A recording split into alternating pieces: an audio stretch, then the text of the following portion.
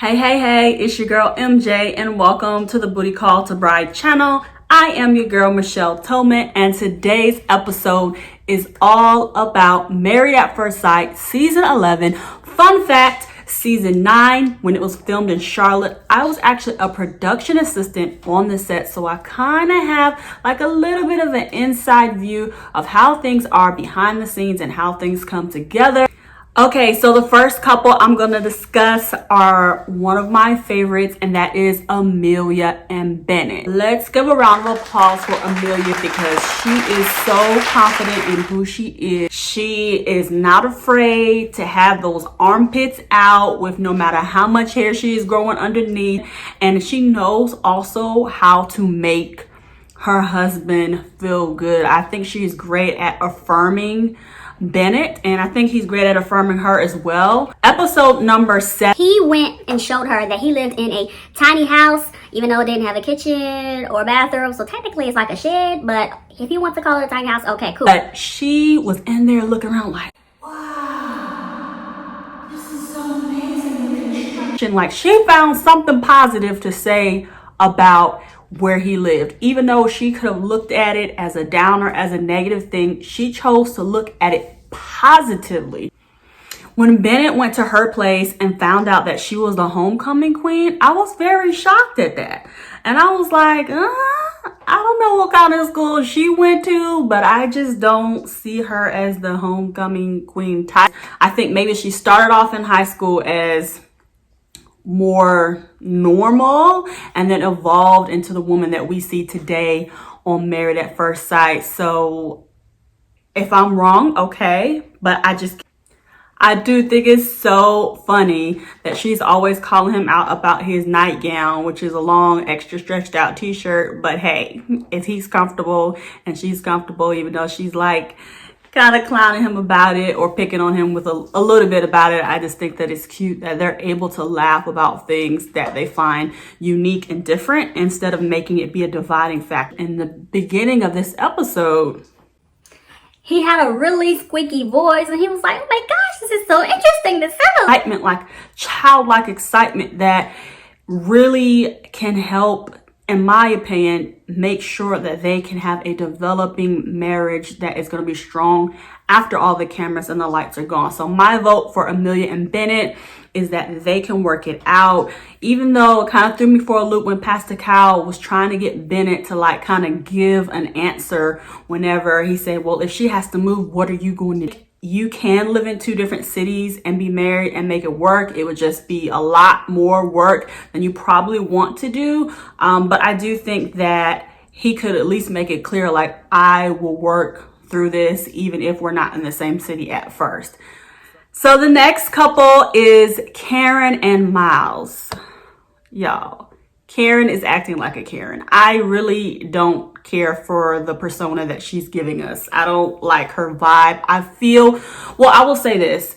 I think that she's still her. She's very rigid and she doesn't seem like the type of person who would actually even do a show like. Granted, whoever is on staff, who I could possibly think of some producers who might have made that mistake and sent her the text giving her the name of her future husband before she was supposed to know. That kind of probably threw everything off her house. And then in this episode, they go and see each other's homes and she sees he has an Xbox. And I'm sure that's like a trigger for her. Like, oh God, they gave me this kid. And, you know, drop in the comments if you would date a guy who plays Xbox and if you think that's a problem for a man to play video games. I would say that I don't think Miles is too immature. Miles is the type of guy who is a good base foundation of a man who's like a good guy who they can grow together and develop together and become a great couple. Like some of the things that he was doing when he went to her apartment seemed kind of immature.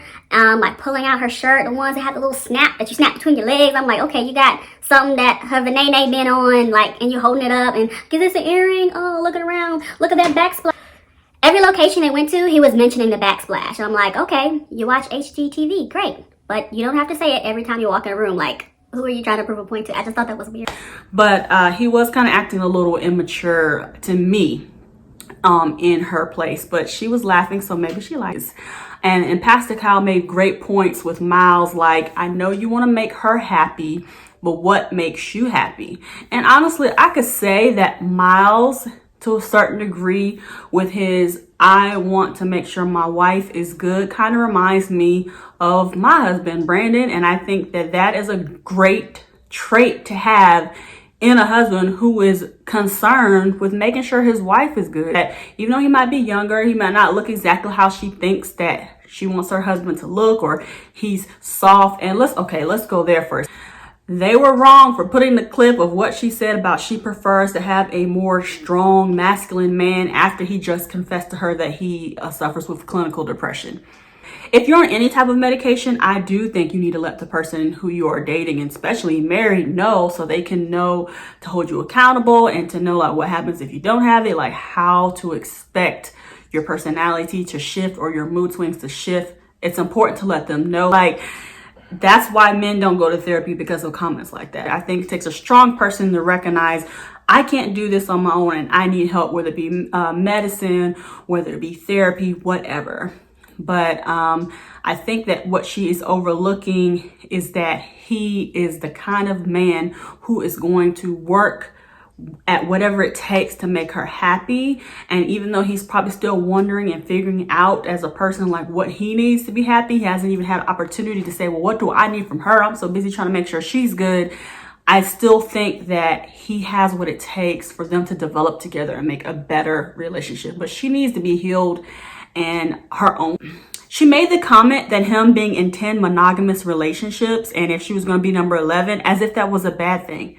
I'm like, would you rather him have had 10 one-night stands?